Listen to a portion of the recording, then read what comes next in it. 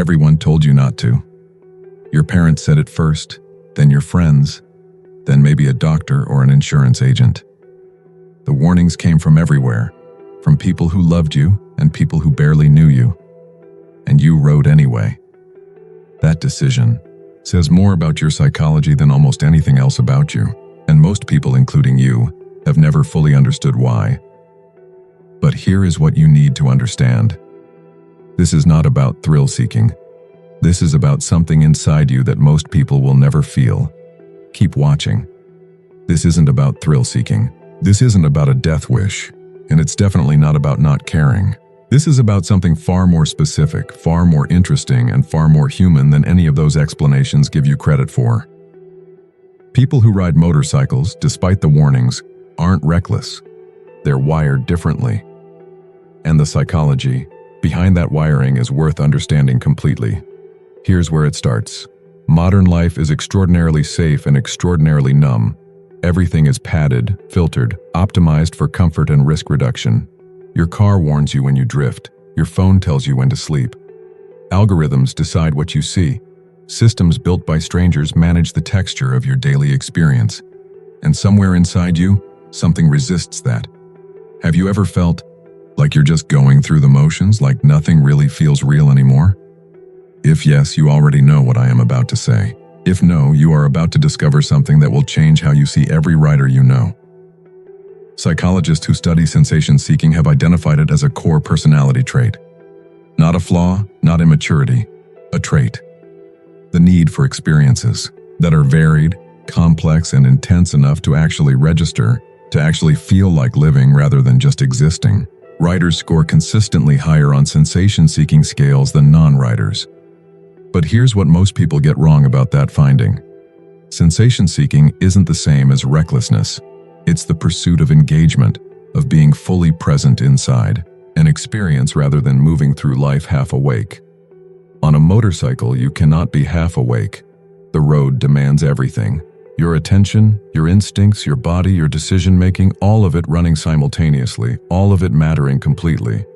That's not danger for the sake of danger. That's presence. And for people who struggle to find it anywhere else, it's irreplaceable. You think this is about adrenaline? Wrong. Completely wrong. What is really happening inside that rider's head is far more interesting. Stay with me. There's a man named Carlos, 38 years old, from Phoenix. He works in software development, 12 hours a day, screens and meetings, and problems that exist entirely in the abstract. He started riding at 32 after what he describes as a slow erasure of himself. He said he couldn't remember the last time he felt his own heartbeat during a normal day.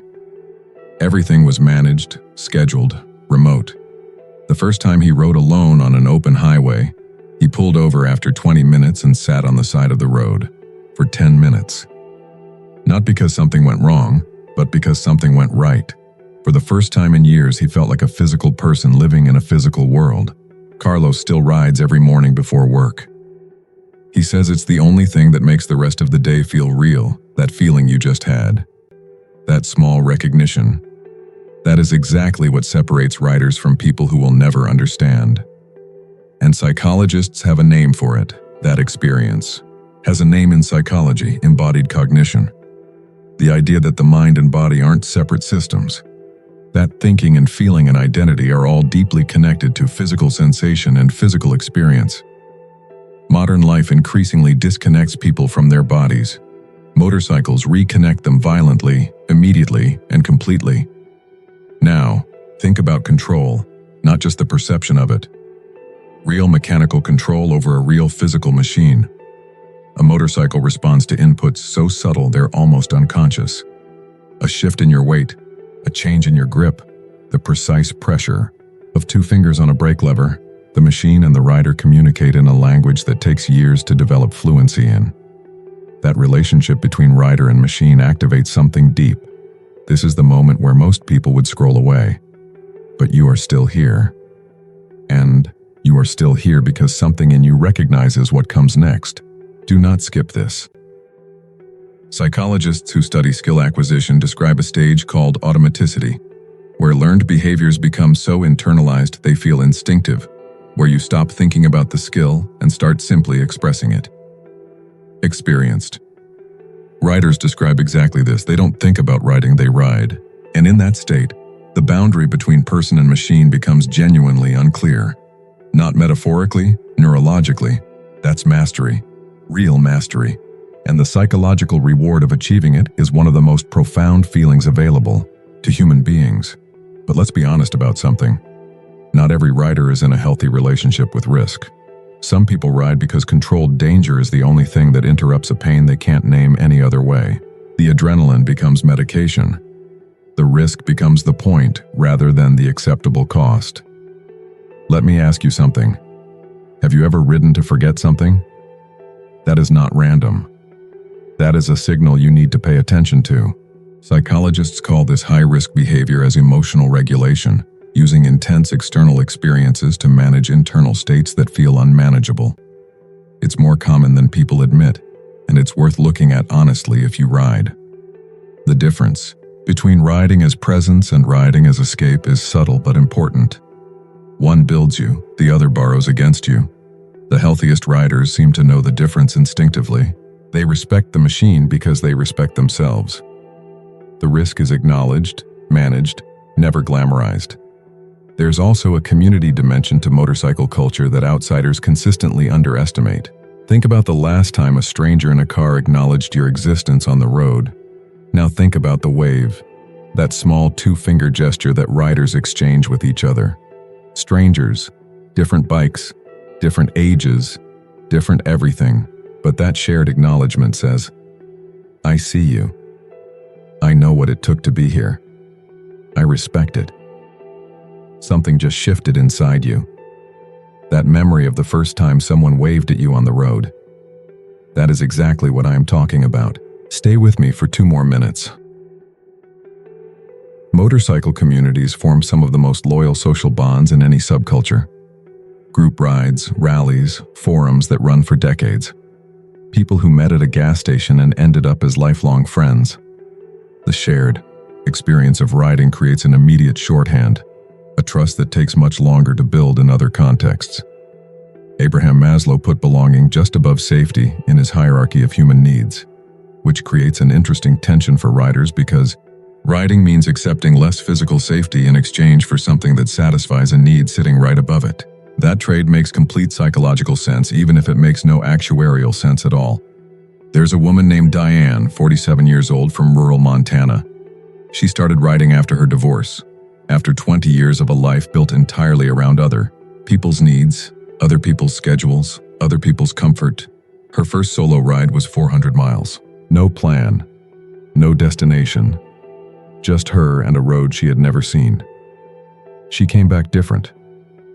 You are probably wondering where all of this is going. I will tell you. It is going directly to something inside you that you have never fully seen. She couldn't explain it to anyone who asked, but something had reorganized inside her. Some internal order had been restored that she hadn't realized was missing. Diane says motorcycles gave her back her edges, the parts of herself that had been smoothed away by years of accommodation and compromise. That experience connects directly to what psychologists call self-concept clarity, the degree to which a person has a clear, stable, and confident sense of who they are. Research consistently shows that people with higher self-concept clarity make better decisions, handle stress more effectively, and report significantly higher life satisfaction. Riding for many people sharpens that clarity in a way almost nothing else does. Because when you're on a motorcycle, there's no performance, no audience, no version of yourself you're managing for other people's benefit. There's just you, the road, and whatever is actually true about you when everything else falls away. This war is still happening, inside you, inside every rider who ever chose the road despite the fear in their mother's eyes.